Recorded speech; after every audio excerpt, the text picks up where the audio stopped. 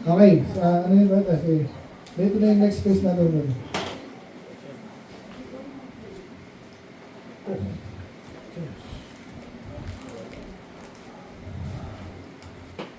Okay, next phase na tayo. Ito na yung mga ibang bagay. Nandaan ko doon yung question. Ano umpisa na? This things have I written to you. Believe in the name of the Son of God, that you may know that you have eternal life, and that you may believe in the name of the Son of God. Okay? Yun yung isa mga napakalakas na sigurado at malinaw na pagligtas ka na. Okay? Anyway, dito tayo sa ang una, sa eternal security sa Tagalog. Pag eternal is walang hanggan, no? Pero hindi lang kanina, eternal life. Ito naman, eternal security. Ibig sabihin, hindi na nawawala yung kaligtasan. Isa sa mga tawag natin dyan is OSAS, or once saved, always saved. Pag naligtas ka ngayon, forever ka na ligtas. Kasi ang kaligtasan sa atin, may anak ng Diyos niya. Hindi na nawawala yun. Yung ibang mga nalilito, itong mga Pentecostal, yung mga ganyan, ang sabihin nila, by grace then, by faith. Manampalataya ka, pero huwag mo iwawala. Parang regalo na naman kanina. Pwedeng mawala, pwedeng bawiin. Mali yun. Ang totoong biblical na Christianity and salvation, yun nga, ligtas ka, sigurado ka na, nagkasala, palo ka. Kaya eternal or everlasting life nga ang sabi. No?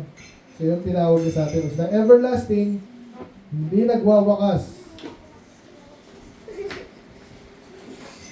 Ay sabihin ng everlasting, eternal, ay sabihin nun, pareho lang po yan, pinagpapalitan yung isang sabihin yan.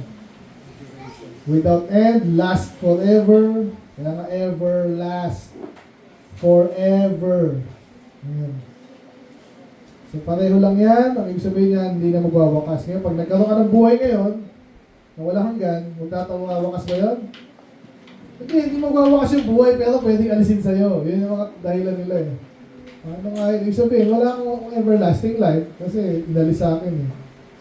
Yun yung mga conflict sa ganyan turo. Kaya ang totoo, pag meron ka na nun, meron ka na nun. Tsaka nabanggit ka kanina, regalo, walang bawian, then pagiging anak, hindi na nawawala.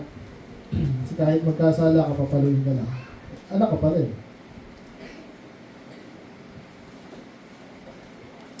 John 3:36. Very good verse din to. Ay, basa nyo. He, there you go. He that believeth on the Son hath everlasting life, and he that believeth not the Son shall not see life, but the wrath of God abideth on him. Okay, doon na tayo sa first part, no? Siyang nanampalataya sa anak ay meron ng walang hanggang buhay. Napansin nyo ba yung have?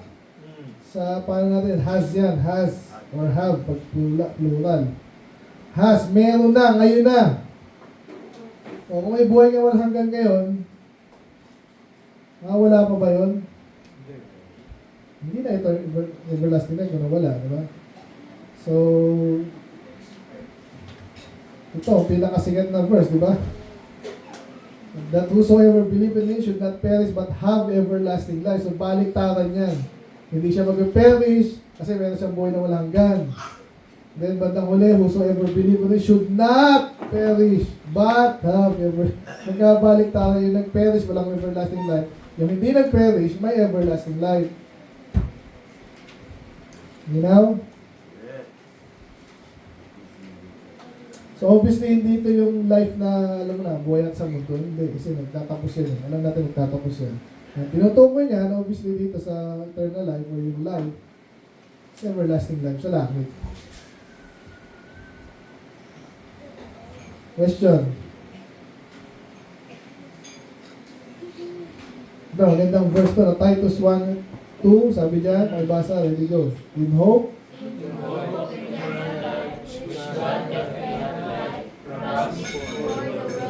ayun, hindi lagi sinungaling ng Diyos. Pinangako niya na dati, hindi ibig sabihin meron ka na, lagi. Pero once na magkaroon ka nun, ba, hindi na yun magtatapos.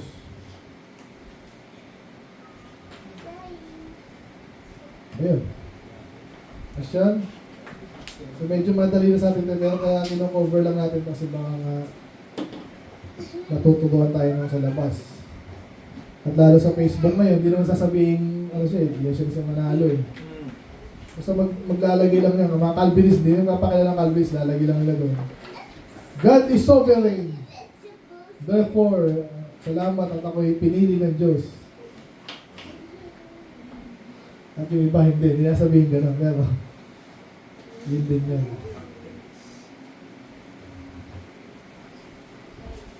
Ano? Nag-pray. Nag-pray Na. Nag-pray lang siya, parang sumunod lang siya sa katabi, kasabi lang na pray. Ano sa balay mo? Mas talas ng tanong sa Ah! Okay. Ang concern niya yung binibilang kasi po namin eh, no? So, lagi ko sinasabi, binibilang lang natin to.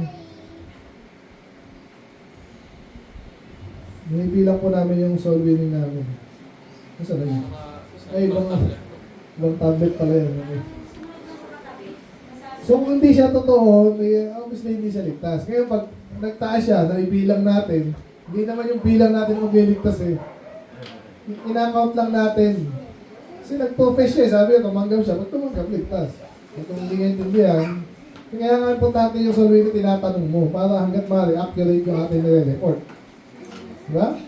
Kasi mga prospect na rin natin yung sa church eh. Kung hindi. Ang matanong mo? Mali yung report natin. Sigurado yung mali dyan. Hindi naman accurate yan.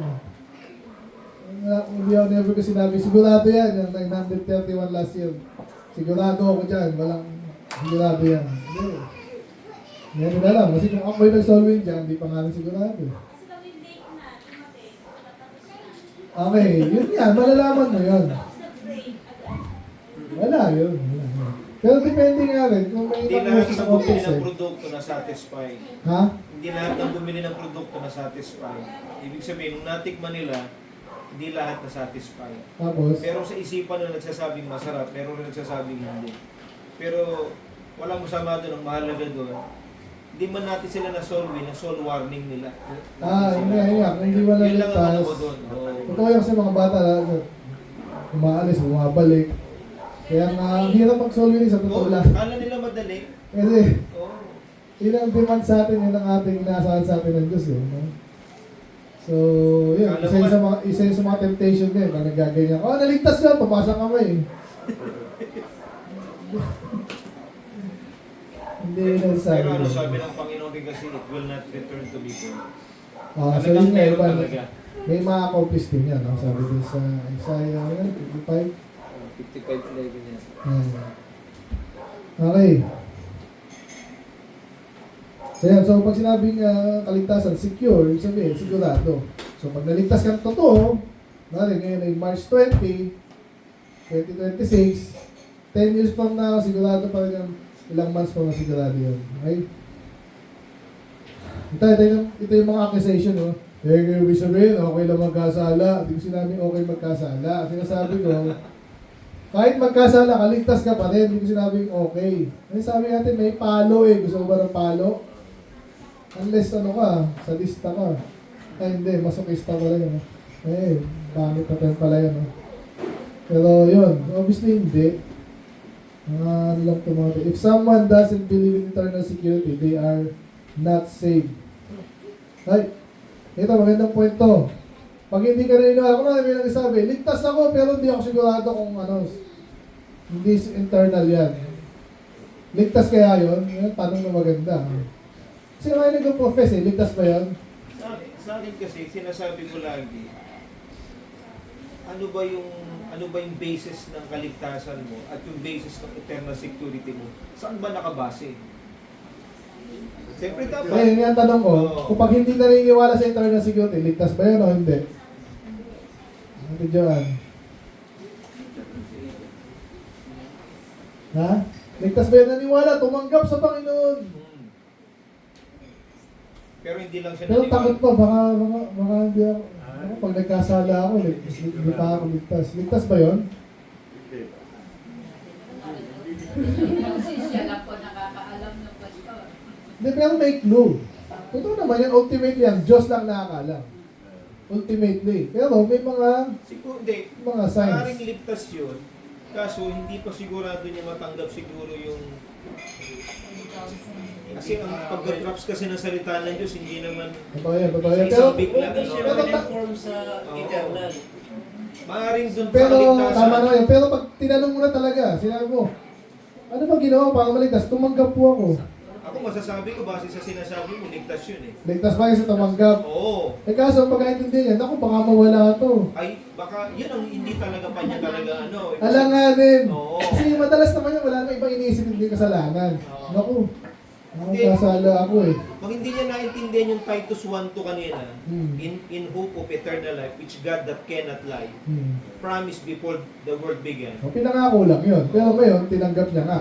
Tinanggap niya na. Pero, kung tinatanong mo na, pwede pa bang mawala yan? And Diyos kasi pag nangako ng buhay na walang ka, di mawawala eh. Pero, Ayun nga. bakit hindi mo paniniwala yung eternal security? Nangyayari yan sa isang upuan lang. Hindi kasi ma-absorb natin eh. Oo. Okay, very good, very good. Kaya nga dapat Medyo ang talagang galing yung natin eh.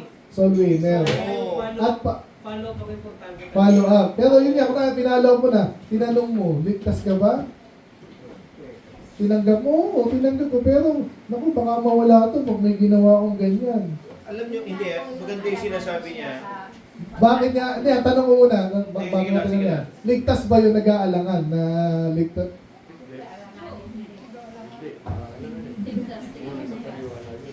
Actually, may isa ligtas talaga. Hindi ako kasi pa nag-witness, ganito. Yan ang maganda, ha? Tinatanong ko muna talaga, kung ang Bible ba para sa'yo talaga? Oo. Kasi, Naniniwala ako dyan. sinabi dito eh. Oo. Naniniwala daw, kaso, Oo. kaso baka pag nagkasala daw siya, hindi siya maliligtas. Sino ba sa atin hindi nagkakasala? Ayun nga, yun siya nga daw, ligtas ba yun pag hindi siya nagkasala? Pag nagkasala siya, hindi daw siya ligtas. Ligtas ba yun? Sino bang naligtas na hindi nagkasala at hindi pa hindi nagkakasala? Hindi, ang tanong ko nga, yun ang paniniwala niya. Pag nagkasala siya, hindi na siya ligtas. So, therefore, ligtas ba siya? Sabi niya ligtas siya pero pag nagkasala siya, hindi na siya ligtas. Oo. Hindi na siya ligtas. Isa tayo. Oo, diba? Alaman natin kung natututo tayo, Joan. Ligtas yun dahil, kaso, ang pangunawa niya, tinanggap ko, tapos mawawala pala yun. Kaya kailangan tanggapin siya, tanggapin. Ay, hindi. Once save, always save. Once save, always save nga eh. Ang pinakasagat na basa, hindi siya ligtas. Hindi siya ligtas, oo, pag ganun. Kasi yung understanding kasi importante. Iba yung tinanggap If niya. thou believe and thou are sure, sabi doon, di ba? Kaya Philippine, Pero may point ka rin kanina, no? May mga naluloko yung iba na, hindi, lagi na nangyayari yan eh. Ba't nalilito? Kasi nga, parang yung, sabi ko reflex, alam niyo reflex? Alam niyo yung reflex? Yung reflex action, yung pag na, ano to, ganun ka? Yung nabanggit ko sa kanya, lahat ng tao ng Diyos. Yung Okay. 8:30, One meeting. sa Acts 8, pakiano nga sandali, Wait lang. yung Acts 8:37. Alam niyo yung reflex? Oo, tama. Pag sinabi yung reflex, di ba, bakit sinabi ng ibang tao, ang dami mo nang nagtagal, sabi, lahat ba ng tao anak ng Diyos? Oo. Si Judas, hindi. So lahat ng tao anak ng Diyos? Oo. Ano yung ganda yung sinabi mo? Ayun, maniwala ka, ang dami. Ang ibig sabihin ng reflex, ibig sabihin, pag nakikinig niya yun, hindi niya na i-validate. Minsan ganun din yung ibang tao. Sinigurado niya eh. Kaya nga sisigaw din, tinatanong mo, ito ba ang pinaniwala mo? Pag anak pa ng Diyos, sigurado na sa langit at hindi na mawawala yun. Assurance. Opo. Sa Acts 8:37. Ano yan? Yan, maganda yan. Kasi ito talaga kinonfirm ng eunuko yung ano eh. Yun, no? Okay. Yung eunuch, di ba? Yan kasi, pag sa ibang Bible, Oh, yes. hindi mo matatagpuan yung 37. Alam nyo ba yun? Tumingin na kayo ng ibang Bible. Tinanggal yan. 28, Hindi. Acts 8, 8. 37. Yan, maganda to Ano eh. ng mata ko? nauumit yan sa iba. Oo, sa iba wala na yan. Yan, tinanggal yan. Nasa footnotes lang nila yan. Tandaan nyo sinabi ko. Pag Okay, hindi nakita, sa ano to ba? Dito sa Ayan, oh. Internet Security. tinatanong tuloy siya nga dito ng eunuko. Ay, ni Philip, itong eunuko. Oo nga, hindi. Pero ano yan, requirement na sa baptism. Kaya tinanong talaga siya dyan. Tinanong siya. Oo. Pero, Kasama na rin yung salvation. salvation, pero requirement sa baptism. Kasi babaptize siya dyan eh. Kaya siya tinatanong. Sinabi naman yun, nampalataya siya. Kaya pinag-usapan natin ngayon, internal security nga. Okay, balik tayo dito. So, balik tayo sa ulitin ko ha. Yung iba nalilito lang. Okay? Yung iba nalilito lang. Pero yung, kaya ka tatanungin mo, okay. Kailangan bang gumawa ng mabuti para maligtas? Kailangan magpabaptize para maligtas? Hindi. Masama bang maligtas? Masama bang gumawa ng mabuti? Hindi. Wala naman, hindi naman sinabi ko eh. Yung kinalilito kasi. Wala naman sabing masama, kaya nga good works eh. Kasi ang tanong, required ba? Hindi. Ngayon, kasi talaga security na. Yun. Eh paano gumawa ng masama? Sumak sama. Ay nako, hindi naligtas. Mali yung pagkakaintindi niya. Or baka nalilito lang, kaya nga ulitin mo eh. Kailangan ba talaga? Para maligtas, kailangan mo gumawa. Yan. Pag nalinaw na sa kanya, yun. Pero pag talagang pag nilalabanan niya, ay yung sinasabi, hindi ligtas niya. Kasi ang linaw nung may qualification mo eh. Kailangan ba talagang gawin? Ilan gawin? Kailangan gumawa ng mabuti. Hindi pa ligtas yan. Okay? Tapos pag nagkasala ka, paano yan? Teka lang, ano ka ba naligtas? Huminto ka ba sa kasalanan mo para maligtas? Hindi. O bakit ngayon, na-expect mo na huminto sa kasalanan para maligtas? Para ma-maintain yung kaligtasan. Walang maintenance sa kaligtasan. Kasi hindi mo ma-maintain yung anak mo eh. Hindi ko mini-maintain yung regalo, hindi ko mini-maintain yan. Oy, ingatan mo yan, pag di mo, babawin ko yan. Kala ko mo sa akin na to. Linaw? Walang kondisyon, kaligtasan. Walang kondisyon, walang bawian. Yan, so malinaw yan ha. If someone doesn't believe eternal security, hindi ligtas yun. Unless nalilito ha, kaya nga i-ano mo yun. Ito-qualify mo. Ha? O yun nga, pag nilinaw na mo na ha, mga wala. Ibig sabihin, ikaw may nag-maintain ng kaligtasan mo. So mali yan. Move on tayo, ikaw mo ba? Magtanong ka. Para sa akin yung mga nakakilala sa Panginoon, bilang tinanggap na ang Panginoon, hindi nagkasala po. Mayroon po tayong 1 John 1:12. Ayun, pwede ka mag-sorry. 1 John 1:9. 1:9. 1:9, I'm sorry. 1:9. 1 John 1:9 po. If we confess our Ay, paano pag hindi nga nagsisi? Yun ang tanong din eh. Ligtas pa ba yun? Hindi nagsisi. Nasa Bible. Pag hindi nagsisi. Oo nga, hindi, anak ng Diyos, tapos nagkasala, alam niya ng mali siya, hindi nag-repent, hindi nagsisi. Sabi ng Panginoon, at papaluin siya. Yun. Ayun, Nakaranas siya yeah. ng chastisement. Papaluin siya. Ano may... Pero ligtas pa rin. Ligtas pa rin. Ang makakaranas lang siya, Yun. palo. Palo. Kasi yun ang parang ng Diyos para madisiplina ka eh. Yun. Yan lang yun, simple. Okay, ano pa? Ito, parang inuulit lang yung kanina, no? Kung naniniwala talaga siya na mawawala ang kaligtasan, hindi ligtas yun. Kasi iba yung pinaniniwalaan niya. Ang nasa the back of his mind, parang kailangan i-maintain ko to. Yan, ito, magandang statement to, no? Pag naniniwala siyang hindi eternal ang security, ibig sabihin, pwedeng mawala, ang ibig sabihin lang nun, is tantamount to saying na nagtitiwala sa sarili niya. Sa kaligtasan, kailangan, nagawa ko. Ang dami na nakausap na ganyan, yung mga disciple of Christ. Napapansin ko pag ganyan lagi, talagang ito may problema sa kanila. Isa yun, Kung isa ito yun. yung absolute na parang Saka yung nagtuturo, guys, nagtuturo. Kasi so yan, parang tinatampatan niya lahat ng ano. Teaching talaga. Oo. Teaching. Tsaka siya din, kasi mag-stay ka ba doon, lalo pag may na-meet kang ano, di ba? Kaya kailangan pa rin ako, hindi ako na sa mga kultong ganyan. Sinusubukan ko pa rin, nataniman natin iglesia ko sa ano. Subukan mo pa rin, kasi depende sa tao eh, depende pa rin sa tao. May mga taong andun lang, kasi anak siya ni ganyan. Baka mamaya maging eye-opener yung gamitin ng Holy Spirit, yung pag-share mo pa. Exactly, Yun lang. oo. Ayun. Madala ito siya pa, sa mga tanong. ito ha, huwag kayo masyadong matalino, hindi tayo pinaka-best teacher ng Holy Spirit. Habang, Ano? kaya nga kailangan bago ka umalis, nagpipray ka, you ask the guidance of the Holy Spirit, nabibigyan ka niya talaga ng karunungan dito. Oo, kasi, ano talagang, ang kaawit, tatapatan ka niya eh. Best teacher natin, Holy Spirit pa rin, kung nag-share ka. Hindi pa rin mawawala yun. Kailangan mo pa rin yun. Okay. So itong next dalawang ano natin, other topics, magka-duksunod ko. Tinatawag nating alamin nyo lang yung mga term, no? Works-based salvation. Ibig sabihin, nakabase sa iyong gawa ang iyong kaligtasan. Mali agad yun. Parang kanina. Kaya ka na kinakabahan, ay baka magkasala ako. Sigurado ka magkakasala. Sigurado yun. Pero hindi impyerno ang katumbas nun. Palo lang. Okay? So, salvation is not by works. Pag sinabing works, itutukoy natin yung good works, yung turn from policy, religion, baptism service, maglingkod, magsising,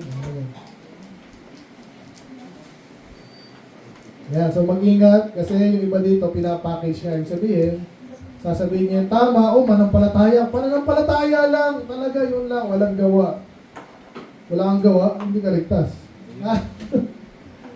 Meron mga ganyan, mga Calvinist, ganyan, tsaka ibang Baptist.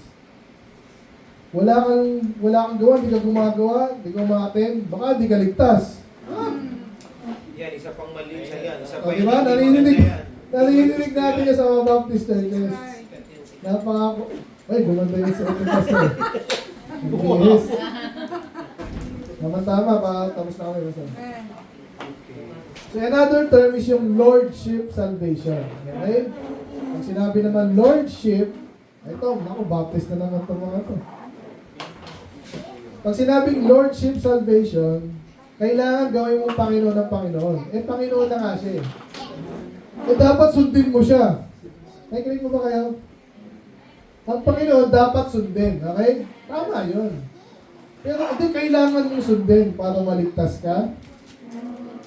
Hindi. Nakita niyo pagkakaiba? So by faith, nanampalataya. Dapat kang sumunod. After na nakaligtasan yun. Okay? Hindi requirement. Ganito po yung ginagawa din ng iba. May mga baptist mga nagkaroon, sabi niya, dati tinanggap ko ng Panginoon, pero tinanggap ko si Jesus, pero bilang tagapagligtas lang. Pero hindi Panginoon. Hindi Panginoon. Ang dami ko narinig na ganyan. Sandali. Bakit nung tinanggap? Anong ibig mo sabihin medyo magayon ano ba to? Kaya tinatanggi niya si Cloud, David Cloud, no? Medyo ganyan siya. So, pero alam niya rin to eh. So, umiiwas siya, pero minsan lumalabas na may confusion. No? So, siguraduhin niyo, ang Panginoon niya, kaso, hindi ni-require niya sumunod ka sa kanya lagi. Kasi walang makakasunod lagi.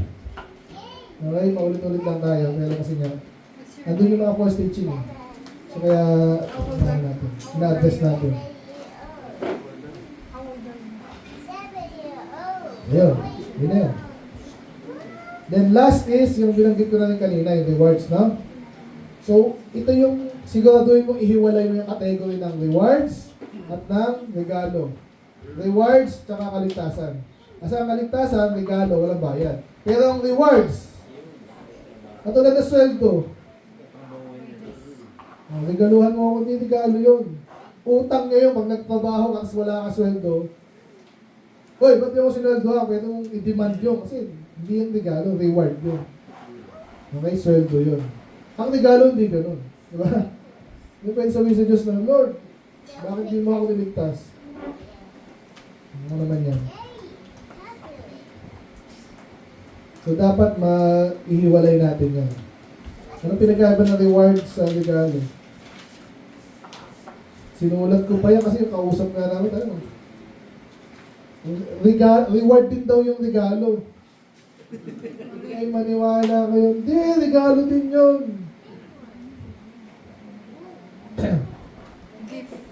Yan, so contrast natin yung reward sa regalo. So may question mo ba? Yan. So ang ginagawa ko dito, tama itong nakalagay sa bandang uli. Ito ang ginagawa ko, pinapatanggap ko muna. And then saka ko, at least tumanggap na eh. Kasi baka malito pa, pag tumanggap na yan, oo, naligtas ka na? Nakalaba ng Diyos ngayon? Opo, sigurado ka sa langit. Hindi pa po. Sandali, saan ba yung anak ng Diyos? Ay, langit pala. Ay, nagkasala ka matindi. Langit po, ba? Ganun. Kasi pag na-realize mo yan, sabi nga nung meme, ako nakita niyo yung meme na nakita niyo yan, sa Forrest Gump. Tom Hanks. Nakita niyo yung meme na yun. Namamangha, ganun talaga yun eh. Kaya nga, good news eh. Kaya dapat excited tayo dito. Isa lang ang nag-amen. Exciting to kasi yung iba. Ano pala yun? Ang dami nyo makikita ganyan. Ang dalinawan talaga, lalo medyo maedad. Naku, pwede lang yakapin kayo. Oo! Pwede ka lang bayaran yan. Kaya exciting to. Ngayon, yung base dyan, yung babayad sa'yo, di ba? Hindi na natin gagawin yan. Di ba? Pero imagine nyo yung mga angel sa langit, di ba? Tuwan-tuwa yun. So, naintindihan nyo. So, maintindihan natin yung rewards, gift, magkaiba yan. Ito, kailangan, sabi sa Bible, record of debt. Yung works is a record of debt. Okay, sabihin, kinukompute yan pag may rewards, or may work, may rewards, may utang yan. Sige, kailangan. Ang regalo, di ganun. Okay, ito na. Si Pastor Jun na to. Aga ko pala, no? Pero yan ako lang may material ko si Pastor Jun, pero more on follow-up ko si Pastor Jun.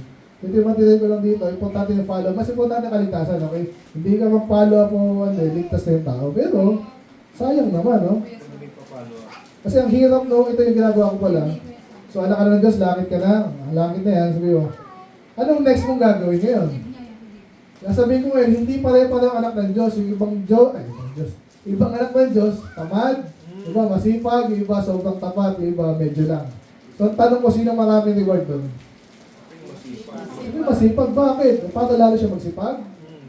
Ma-motivate siya. Tapos yung mga kapatid niyang tamad, ba't si kuya lang may reward? Tamad mo eh. Magsipag ka, meron ka din. May motivation. Ganun po nga sa langit, sa Diyos, sa trabaho maayos ha. Tama. Sa trabaho maayos, kahit sa gobyerno, laging ganun, hindi pwedeng, bakit siya na-promote? Anak niya yun. Matay tayo. May potassium, di ba? Sino dapat promote? Matapat. Ganun din sa Diyos, lalong hindi sisira ang Diyos dyan. Okay? So kaya ngayon, may karapatan. Meron tayong dahilan na magsipag, magtapat pa ng gusto. Kasi, pare-pare tayo langit, pero iba sa atin, maramihan na tayo. Hindi friendly competition, ha? Hindi para mo. So kaya pinafollow up natin sila, para lalo silang may chance ngayon na lumago. Maraming reward. At tayo din. Ha? So ito yung mga ano dyan, para follow up, bigyan mo, sabi nga ni Bad kanina, add mo ako, dami ko ng friends, sila ba sila? Kasi para ma-follow up ko siya, may GC siya, ako individual na lang. Pero importante yun kasi yun, share ko yung aming YouTube, Facebook, subscribe and like. Kasi ang grabe yung mga Katolik, yung pag tingnan nyo yung mga feed nyo, ako, ang dami kong feed na Katoliko. Katoliko lang ang original, ganun to. Ang Katoliko nagbigay sa inyo ng Bible. Parang di mo lalabanan yun. Labanan na natin. So para, di ba, matulungan itong mga taong to.